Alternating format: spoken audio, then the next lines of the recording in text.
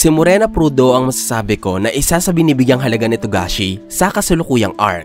Nagpapatunay dito ang paglagay niya sa mukha ni Morena bilang colored page ng chapter 401 at cover page naman ng volume 37. Ngayon, sa chapter 407, makikita niyo ang matinding pagpapahalaga ni Togashi sa karakter na si Morena sapagkat sa babae lamang na ito, iikot ang kasalukuyang kabanata. Nagsimula ang chapter 407 sa eksena na nagpapakita ng pag-akyat ng mga gwardiya ni Hulkenberg sa hagdan patungong Tier 2. Buhat-buhat pa rin nila ang kabaong na naglalaman ng labi ng prinsipe at patungo na sila sa mas mataas na palapag matapos ang prosesyon nila sa Tier 3. Inabot ng alas 12 ng tanghali ang seremonya ng pag-alala kay Hulkenberg pero hindi pa din naubos ang karamihan sa mga tao na kiramay para sa sinapit ni Hulkenberg. Dulot ng dami ng tao, nagbantay sa seremonya ang mga sundalo ng Kakin kasama ang mga miyembro ng personal army ni Chernich na sila Otosin. Noong matapos ang prosesyon, pinuntahan ni Otosin ang kanyang mga kaibigan upang sabihin sa mga ito ang biglang pagkawala ni Borksen. Sumagot ang kaibigan niyang may kulot na buhok na maaaring pinadala si Borksen sa ibang misyon. Pero duda dito ang lalaking may patusok na buhok dahil nag-usap na daw sila na bibigyan ng updates ang isa't isa. Kung matatandaan nyo mga idol, alam ng mga personal guards ni Chernich na tinatarget sila ng Haley family upang maging posible para sa mga ito ang paggawa ng kanilang masamang plano na magkapahamak kay Chernich. Ito ang dahilan kung bakit naghanda sila Otosin sa mga masasamang pangyayari at kung bakit sinabi ni Momuli sa kabanatang ito ang posibilidad na nadukot si Borksen. Tinanong ng kaibigan nilang may itim na buhok kung paano ito mangyayari nang wala man lamang silang nababalita ang komosyon. Nagbigay ng suspecha si Momuli habang si Otosin naman ay tumalo na agad sa konklusyon na maaaring si Borksen ay dinukot gamit ang isang Nine ability. Nagtinginan sa isa't isa ang magkakaibigan dahil sa matinding pag-aalala kay Borksen. Matatandaan natin mga idol na sa nakaraang kabanata, sinabi ni Dogman na meron siyang abilidad na dukutin ng kahit na sinong tao na hindi nagtatagli ng Nine ability. Ang abilidad na ito ang kanyang ginamit para madala si Borksen sa kanilang hideout. Nagising ang babae mula sa pagkakahimbing at sa kanyang pagdilat, bumungad sa kanya ang pagmumukha ng pokpok na si Morena. Nakangiti ito kasama ang 5 niya pang miyembro. Sinabi ni Morena ang kanyang pag-welcome kay Borksen sa kanilang hideout. Agad namang naintindihan ng sundalo ang nangyayari at nalaman na si Morena ang nasa harapan niya. Kaya tinanong ni Borksen kung anong kailangan ng mga ito sa kanya. Agad sumagot ang boss ng Haley family sa pagkasabi na gusto niyang sumali sa kanila sa Borksen at gagawin nila ang lahat para mangyari ito. Ang rason ay dahil ang sundalo ay mayahalin tulad nila sa isang perpektong organ donor. Meron ng tinutukoy na organ sila Morena at ang kanyang mga tauhan. Hindi pa malinaw kung anong klaseng responsibilidad ang meron sa taong tinuturing nilang organ. Kalmadong sumagot si Borksen sa pagkasabi na depende sa kondisyong hihingiin nila Morena ang kanyang kasagutan sa alok, sapagkat hindi maaaring basta-basta sumagot ang babae. Pinag-aaralan din ni Borksen sa kanyang isipan ang sitwasyong kanilalagyan. Sinabi niya sa kanyang isip na napapalibutan siya ng 6 na kalaban. Wala din ang kanyang mga armas at napunta siya sa lugar ng hindi niya alam, kaya siguradong ginamitan siya ng isang kakaibang abilidad. Tumugon si Morena sa kasagutan ni Borksen. Sinabi ng boss ng Haley na hindi niya may papaliwanag ang lahat ng kanilang mga layunin dahil habang mas matagal silang nag-uusap, mas nagiging mapanganib para sa kanilang dalawa ang sitwasyon. Maaaring alam na nila Morena na sa puntong ito, patungo na ang Phantom Troop sa kanilang mga pinagtataguan. Kaya kailangan na niyang magmadali at gusto na niyang marinig ang desisyon ni Borksen. Upang maging mas mabilis ang kanilang pag-uusap, sinabi ni Morena na gagamit sila ng baraha upang maglaro ng Game of Negotiations. Nakalimutan ko palang sabihin mga idol na ang title ng kabanatang ito ay Negotiation. Tumutukoy sa pakikipagnegosasyon ni Morena kay Borksen. Nilatag ni Morena ang ilang baraha sa lamesang nasa harapan nila. Sinabi ng babae na kapag tumanggi si Borksen na maglaro, ang tanging pwedeng isagot na lamang niya sa alok ni Morena ay oo at hindi. Ibig sabihin, gamit ang Game of Negotiation, may mga aksyon at tugong pwedeng piliin si Borksen bukod sa pagsagot ng oo at hindi. Sinabi ni Morena na ang larong ito ay tungkol sa isang parent na nagre-request sa kanyang child at lalaruin nila ito hanggang sa may kasagutan na ang kanyang anak sa request na hinihingi niya. Medyo interesante ang larong ito mga idol sapagkat isa ito sa mga card game na inimbento lamang ni Togashi para sa Hunter x Hunter. Si Morena ang magsisilbing parent ng laro at meron siyang 7 cards. Lahat ng ito ay nakabukas. Sa Borksen naman ay ang child, kaya meron siyang 5 cards na nakatago ang nilalaman. Mamimili siya ng card sa mga baraha ni Borksen. Titingnan nila kung anong card ito at ilalagay nila ito sa graveyard. Paulit-ulit nilang gagawin ito hanggang sa isang card na lamang ang matira sa child. Ang card na ito ang magiging kasagutan ni Borgsen sa alok ni Morena sa pagpapasali sa kanya. Bale, kung iisipin natin mga idol, kung gusto ni Morena nang pasalihin si Borgsen sa kanilang grupo, pwede silang maglagay ng 4 na yes at isang no na card sa 5 cards ni Borgsen. Pero hindi ito ang ginawa nila Morena, sapagkat noong kinuwestiyon ni Borgsen ang laman ng mga barahang meron ng child, pinabuklat ni Morena isa-isa ang cards at kanyang ipinakita na isang yes at isang no lamang ang meron nito. Habang ang ikatlong card ay merong letter R o tinatawag nilang restore. Kapag ito ang huling card na naiwan sa kamay ni Borgsen, makapagbibigay ito sa kanya ng pagkakataong ibalik ang isang card na nasa graveyard at gamitin ito bilang huli niyang kasagutan sa alok ni Morena. Ibig sabihin, pwede siyang mamili ng no o yes. Binuklat ni Borgsen ang pang-4 na card. Nakita niya na ito ay ang Joker. Pinaliwanag ni Morena na kapag ito ang huling card ng child, pwede lamang siyang mamili sa 2 kasagutan. Ito ay ang yes at ang no.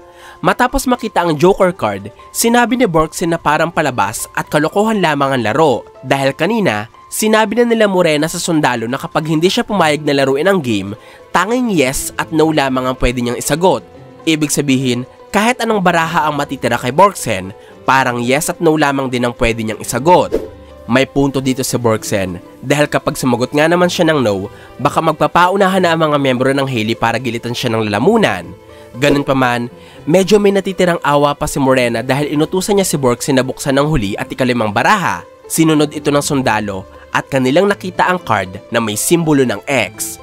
Pinaliwanag ni Morena na hindi yes or no ang card na ito. Dahil kapag ito ang natira sa kamay ni Borgsen, pwedeng hindi siya sumagot sa alok ni Morena. Makakaalis na ang sundalo at hindi na siya papakailamanan o sasaktan ng Haley. Pinapangako ito ni Morena sa kanya. Yun nga lamang, kapag bumagsak sa yes or no ang pagpipilian ni Borgsen, kailangang panindigan ng babae ang kasagutang ito. Tinanong ni Morena kung sang-ayon ba dito si Borgsen. Makikita natin dito mga idol na kahit pala mga baliw at halang ang kaluluwa nila Morena, marunong silang magbigay ng pagkakataon sa kanilang mga kalaban o katunggali.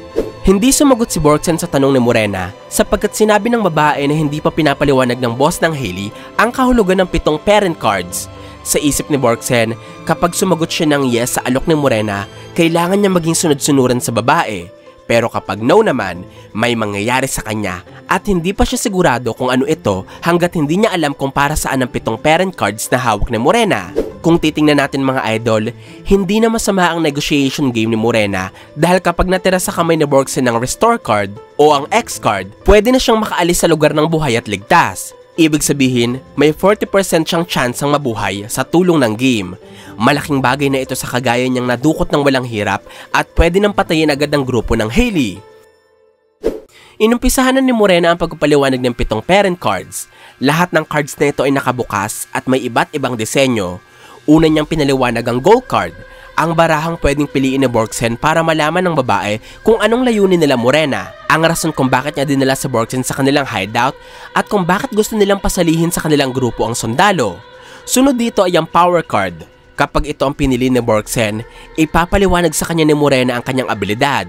Sinabi ng boss ng Haley na maaaring hindi ito maunawaan ni Borgsen bilang hindi na user ang babae. Pero ipapaliwanag ni Morena ang lahat ng meron sa kanyang abilidad hanggang sa maintindihan ng sundalo. Yun nga lamang, bibilisan ni Morena ang kanyang paliwanag dahil katulad ng sinabi niya, habang tumatagal ang kanilang negosasyon, mas nagiging mapanganib para sa kanilang lahat. Kapag pinili ni Borgsen ang power card, malalaman niya ang contagion ni Morena at matutuklasan ng sundalo na ang dahilan pala kaya pumapas lang ang Haley ng mga inosenteng pasahero ay dahil nagbibigay ito sa kanila ng kapangyarihan. Ang sunod na card na ipinaliwanag ni Morena ay ang Question A card.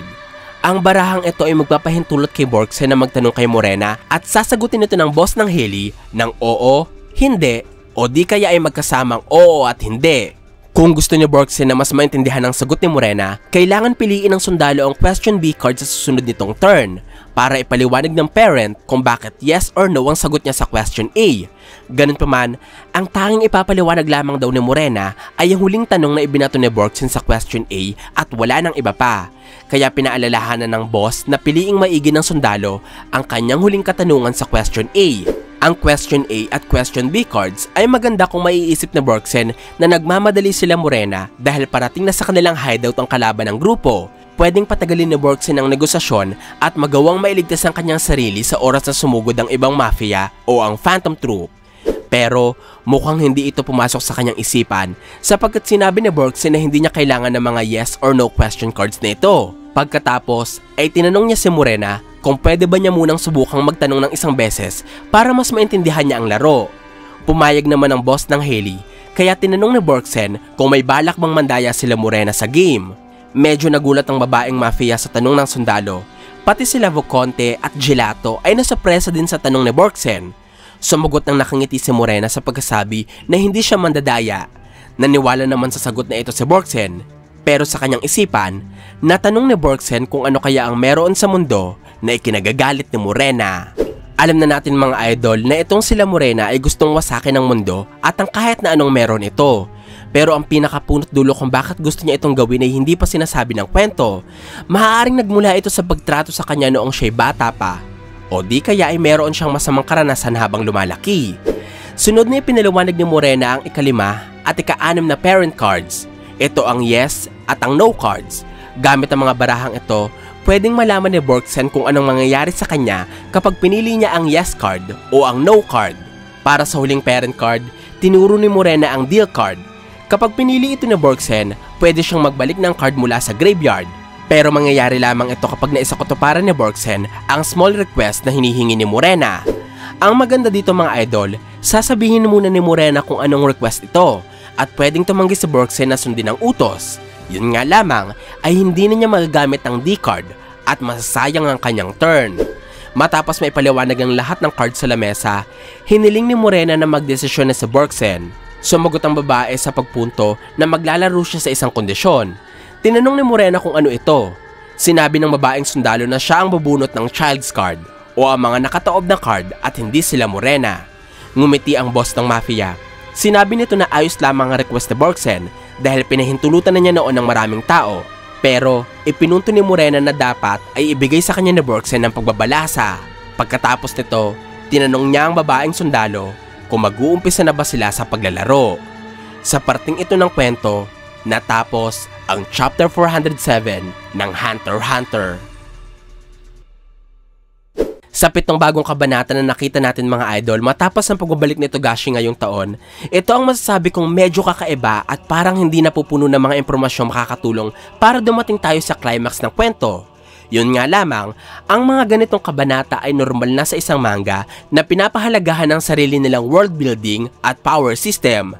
Natatandaan nyo ba kung ilang cards ang ipinakilala sa atin ni Togashi sa Grid Island Arc at kung gaano kadaming negotiation scenes ang napanood natin sa York New City Arc? Sa kabila ng daming ito, ang Grid Island at ang York New City Arc pa rin ang dalawa sa mga pinakamagandang arc sa anime. Kaya sigurado ako na may magandang plano si Togashi para gamitin niya ang isang kabanata upang ipakilala ang negotiation game. Ang mga planong ito idol ay syempre malalaman natin sa mga susunod na chapters. At habang hinihintay natin ito, mas maganda kung laruin nyo muna ang negotiation game kasama ang inyong mga kapwa hunters. Ito po ang aking full chapter review ng chapter 407 ng Hunter x Hunter. Sana po ay nagustuhan nyo ang aking paliwanag. Kung may mga katanungan pa po kayo o gustong idagdag ay huwag po kayong mahihiyang mag-iwan ng komento sa ibaba. Maraming salamat po sa panonood ng aking videos. Ako po si JE, hanggang sa muli!